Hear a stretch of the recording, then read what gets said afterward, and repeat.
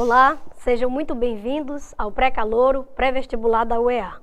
Hoje convido você a estudar o tema da geometria espacial.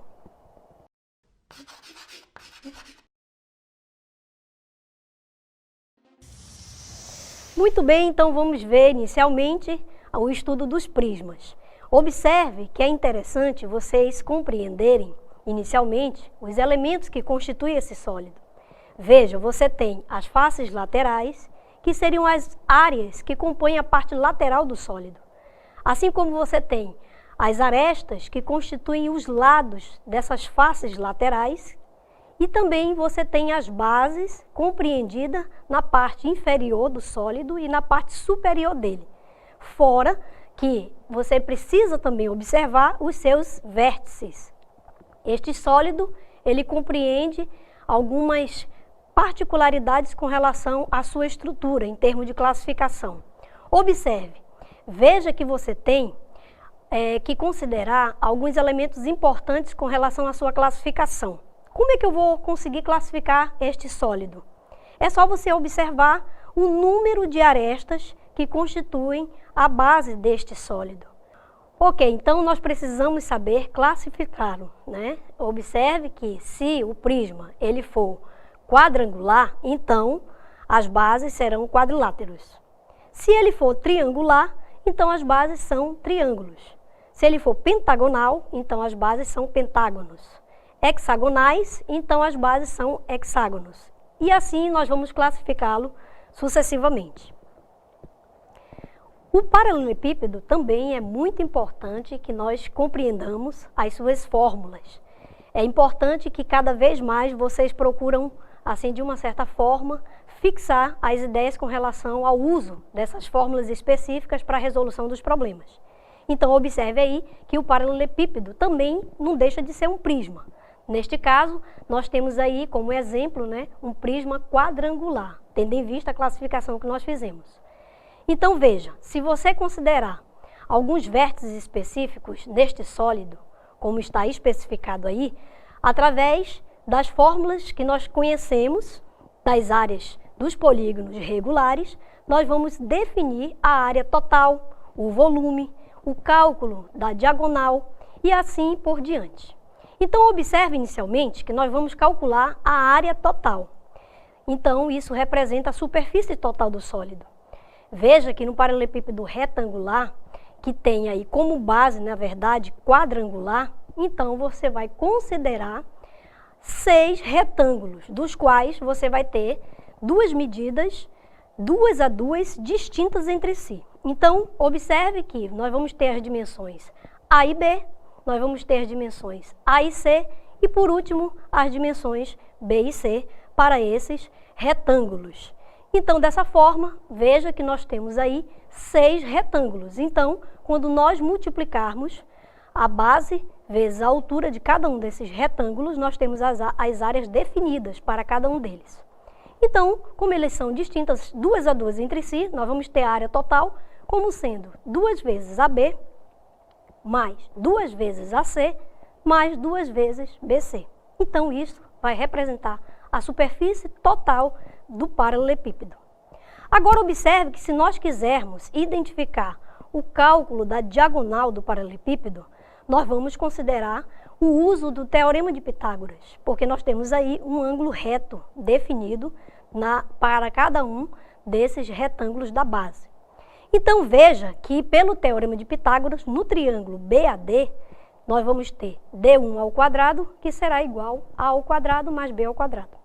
Então, no caso do triângulo aí BDD', nós temos D ao quadrado igual a D1 ao quadrado mais C ao quadrado, das quais nós vamos ter D ao quadrado igual a ao quadrado mais B ao quadrado mais C ao quadrado. E isto representa a medida da diagonal da base ABCD.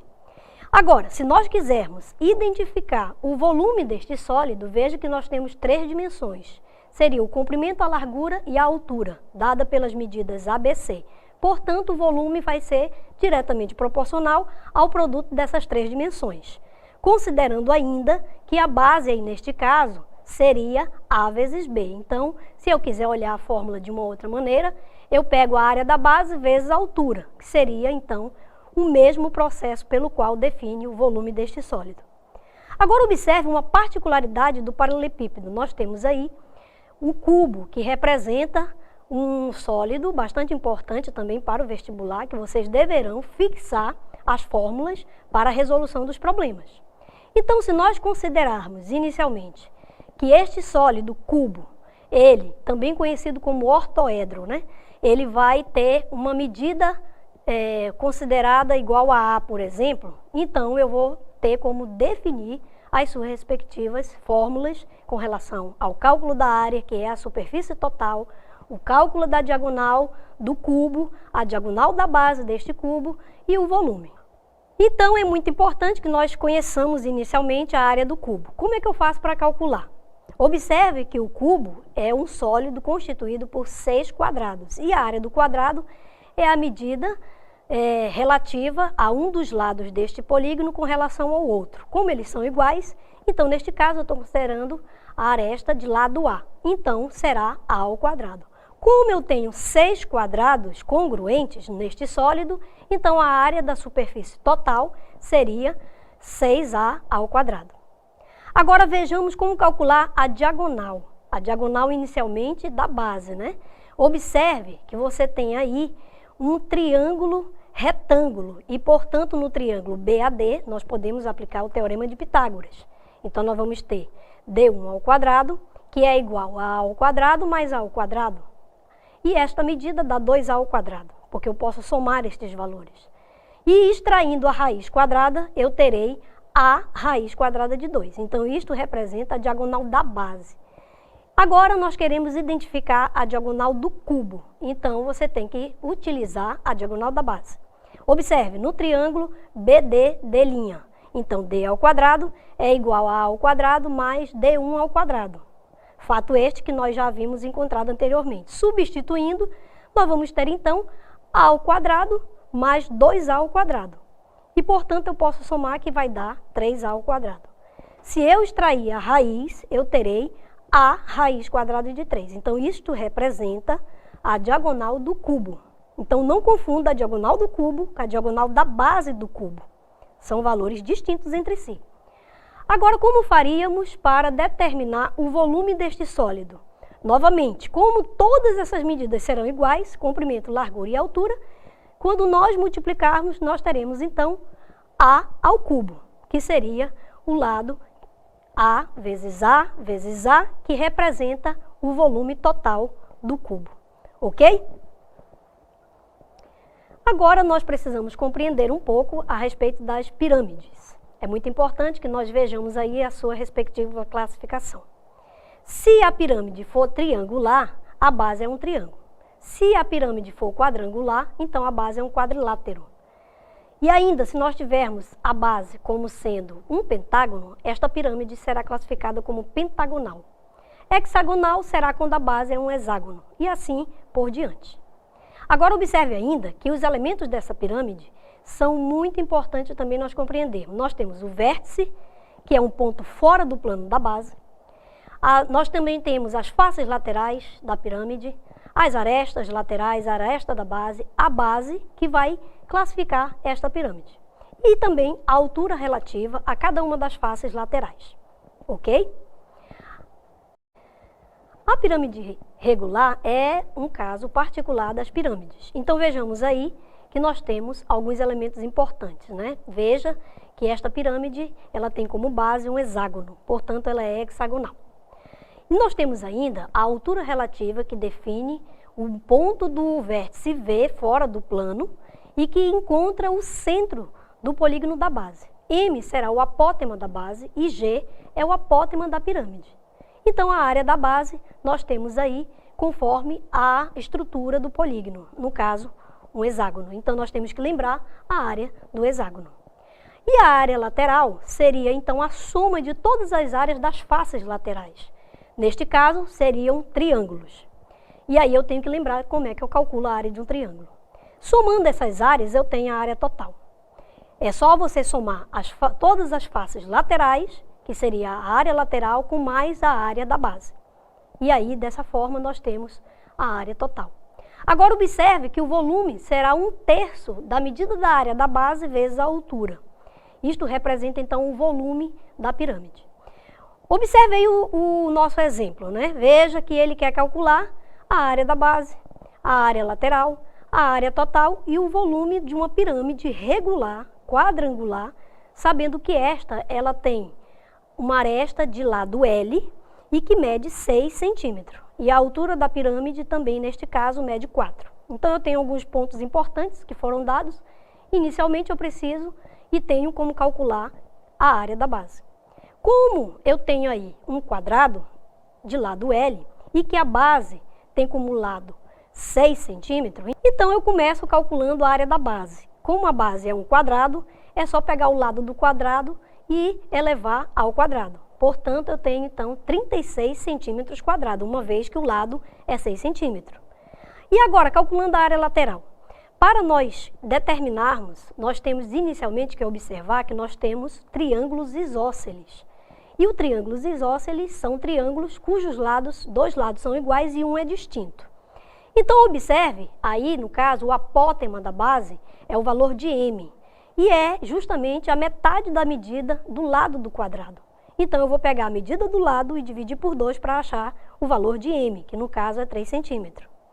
Observe ainda que eu tenho como aplicar o teorema de Pitágoras, porque eu tenho um triângulo retângulo definido no meu problema.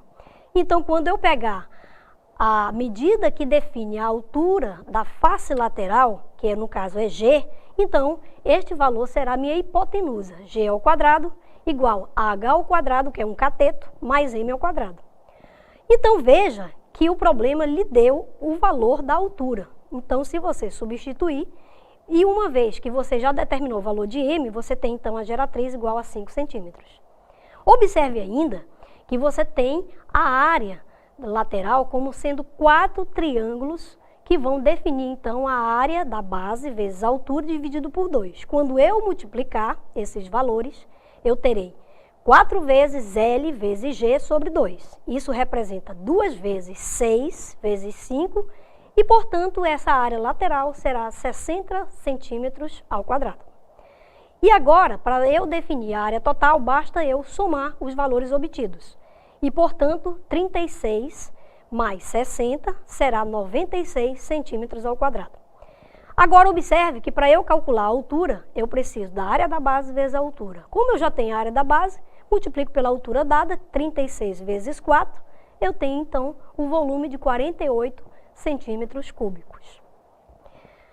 O cilindro é muito importante que nós compreendamos também alguns elementos que ele constitui, assim como em relação às suas respectivas fórmulas que vão definir a resolução de determinados problemas.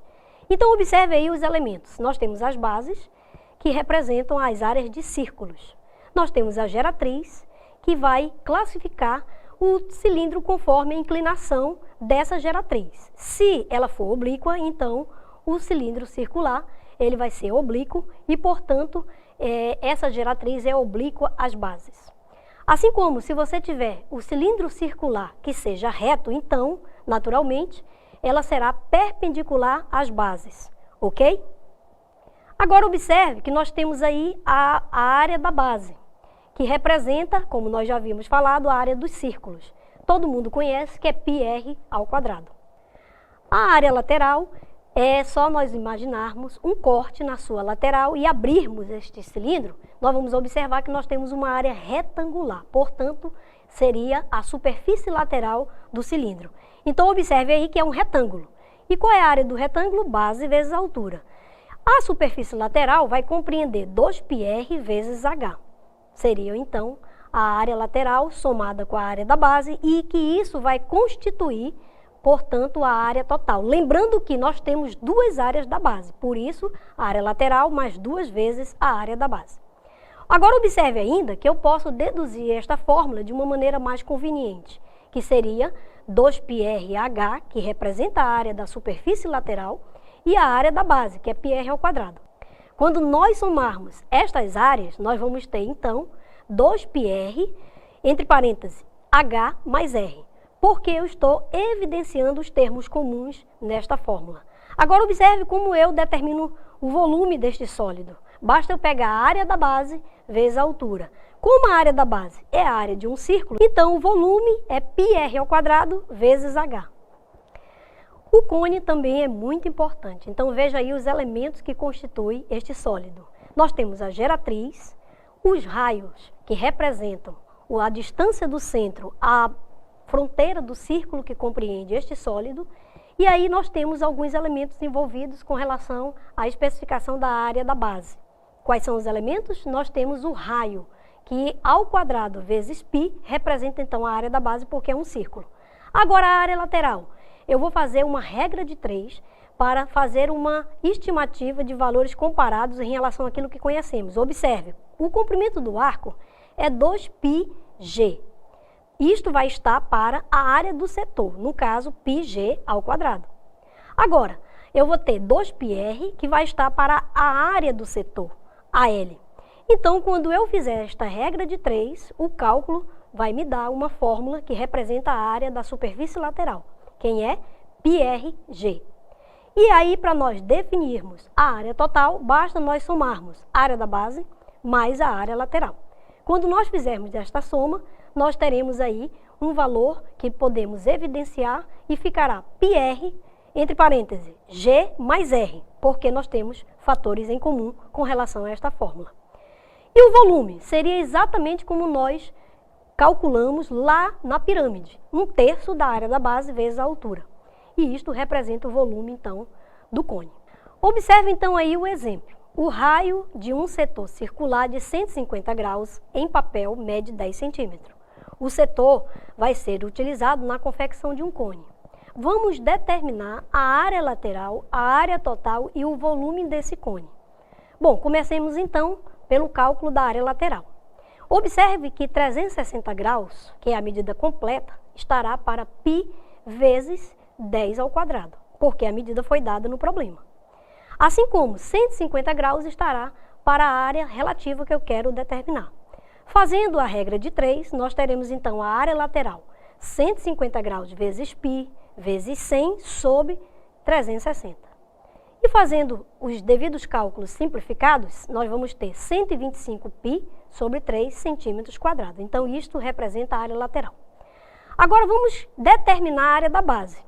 Então, observe inicialmente que a área que nós determinamos é 125π sobre 3. E, portanto, isso será igual a π vezes r vezes g. Fazendo essa igualdade, nós encontramos, então, o raio, que seria 25 sobre 6 centímetros. Por quê? Porque eu preciso do raio lá na área da base. Então, eu vou ter a área da base π vezes r ao quadrado. Substituindo o valor obtido, eu terei π vezes 25 ao quadrado sobre 6 ao quadrado. Então, isso vai dar 625π sobre 36. E, portanto, isso vai definir a área da base, que seria, em centímetros quadrados, 625π sobre 36. Agora, para eu determinar a área total, eu tenho que somar as áreas obtidas. A área da base mais a área lateral. Fazendo as devidas somas, nós temos 2.125 sobre 36π centímetros quadrados. E o volume, então, eu vou determinar inicialmente a altura, porque lá na altura eu sei que eu tenho a possibilidade de me utilizar do Teorema de Pitágoras. Veja, h ao quadrado mais r ao quadrado é igual a geratriz ao quadrado. Então, quando eu isolar o valor de h, uma vez que eu tenho dados do problema e dados anteriores, substituindo, eu tenho 10 ao quadrado menos 25 sobre 6 ao quadrado. Então, nós definimos a altura como sendo 5 sobre 6 vezes a raiz quadrada de 119 centímetros. Agora, eu quero determinar o volume.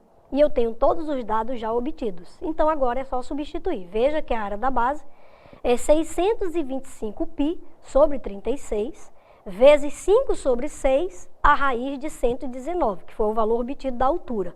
Multiplicando esses valores por 1/3, então eu terei 3.125 raiz de 119 sobre 648π centímetros cúbicos, que seria então o volume do sólido que eu estou querendo determinar.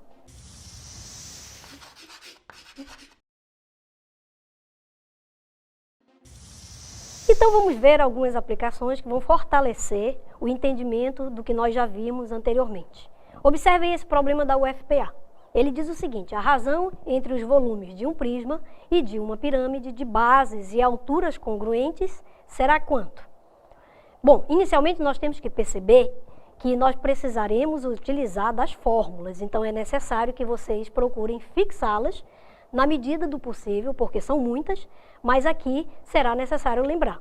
Então verifique aí, você tem que lembrar do volume do prisma. Quem é o volume? A área da base vezes a altura. E também o volume da pirâmide, porque o problema quer a razão entre esses volumes. Então, fazendo a razão e lembrando que um dado que ele deu muito importante, que seriam de bases e alturas congruentes. Então, veja que se você lembrar da fórmula, vai ficar bem fácil resolver este problema. Então, quando nós fizermos a razão do volume do prisma para com o volume da pirâmide, nós teremos AB vezes H dividido por 1/3 de AB vezes H. Como ele tem bases e alturas congruentes, então eu vou simplificar as áreas das bases, as alturas relativas deles, e eu terei então a razão entre 1 sobre 1/3. E isso vai representar o inverso de 1/3, que no caso aí é 3. Então, a resposta certa é a letra E. Então, vamos ver mais um problema para vocês conseguirem aí entender um pouco dessas aplicações. Observe esse problema. A diferença entre os volumes de um cubo e do cilindro nele inscrito é 8 menos 2π. Então, nós queremos determinar a aresta do cubo. Veja inicialmente que nós vamos considerar que este cubo ele tem aresta A. E da mesma forma, quando eu considerar, eu vou ter imediatamente um raio nele definido para o cilindro. Quem seria? A sobre 2, porque eu tenho então um cubo que está inscrito neste cilindro. Ok? Agora observe ainda que a diferença que eu terei será entre o volume do cubo e o volume do cilindro, uma vez que o problema deu um valor específico, que seria aí no caso 8 menos 2π. Dessa maneira, como eu considerei que a aresta do cilindro tem aresta A, então o volume do cubo será A ao cubo, menos π vezes R ao quadrado, que seria o valor do raio. Só que o raio aí, no caso do cilindro, vai ser A sobre 2. Então, eu tenho A sobre 2 ao quadrado. Vezes A, que seria a altura relativa deste sólido. Então, eu observando e igualando a 8 menos 2π, que foi o que o problema me deu, eu terei aí a possibilidade de ter a diferença do volume do cubo para com o volume do cilindro na proporção de A ao cubo vezes 1 menos π sobre 4. Porque eu posso evidenciar o valor do A ao cubo, que são valores comuns que aparecem no problema. Então, nós queremos determinar a aresta do cubo. Então, precisamos isolar. Veja aí que nós já temos o A ao cubo vezes 1 menos π sobre 4 igual a 8 menos 2π. Observe ainda que eu posso isolar este A ao cubo. Quando eu isolar, eu vou ter 4 vezes 8 menos 2π. Este 8 menos 2π está entre parênteses porque tem uma diferença aí. Isso dividido por 4 menos π. Então, observe ainda que no numerador nós podemos aí colocar em evidência, né, este valor que está multiplicado. Então, eu vou ter 4 vezes 2 vezes 4 menos π, que é o mesmo valor do denominador, 4 menos π. Então, esses valores serão cancelados e, portanto, sobra 8. Então, eu terei A ao cubo igual a 8, cujo valor para A é igual a 2. Então, a resposta certa é a letra C. Ok, então vamos ver mais um problema da FUVEST de São Paulo, que diz o seguinte: deseja-se construir um cone circular reto com 4 centímetros de raio da base e 3 centímetros de altura. Então, para isto, ele recorta-se em cartolina um setor circular para a superfície lateral e um círculo para a base. Então, o problema é determinar a medida do ângulo central do setor circular. O que eu preciso inicialmente perceber? Primeiro, os dados que o problema me deu. Isso já me permite fazer o uso do Teorema de Pitágoras, porque nós temos aí um triângulo retângulo. Então, eu terei g ao quadrado igual a h ao quadrado mais r ao quadrado. Como eu tenho o valor da altura, que é 3, e o valor do raio, que é 4, fazendo as contas, no Teorema de Pitágoras, eu obtenho a geratriz igual a 5. Dessa forma, observe ainda que o perímetro da base do cone nós já vimos, que é 2πr, e isso será igual a 8π. Nessa consideração de igualdade, eu posso cancelar os valores de π, e portanto eu terei aí o valor do r, ok? Agora observe ainda que nós temos que este L ele é dado pelo produto diretamente proporcional ao ângulo pela geratriz. Então, se eu isolar o ângulo, que é o que eu quero determinar, que seria a medida do ângulo central do setor, eu obtenho, então, L sobre G. Como L é 8π, então, eu dividirei pela geratriz que eu determinei. 8π sobre 5 representa 288 graus. Portanto, a resposta certa é a letra D. Bom, agora nós temos um problema do ITA, de São Paulo, que diz o seguinte: o raio de um cilindro de revolução mede 1,5 metros, ou 3 sobre 2, né? Sabe-se que a área da base do cilindro coincide com a área da seção determinada por um plano que contém o eixo do cilindro. Então, qual seria a área total do cilindro em metros quadrados? Então, vamos ver aí o que nós precisamos determinar inicialmente. Bom, nós temos aí o raio que foi dado no problema. Então, vamos trabalhar com 3 sobre 2 ao invés de 1,5. Nós sabemos que a área da base será igual à área da seção, em virtude do dado do problema. Como a área da base é a área do círculo, então eu tenho πr ao quadrado, que será igual a 2 vezes r vezes h. Dessa forma, eu tenho a possibilidade de isolar o valor de h. Porque para eu determinar a área total desse cilindro, eu preciso da altura. Então, eu terei o cálculo da altura que ficará π vezes r sobre 2.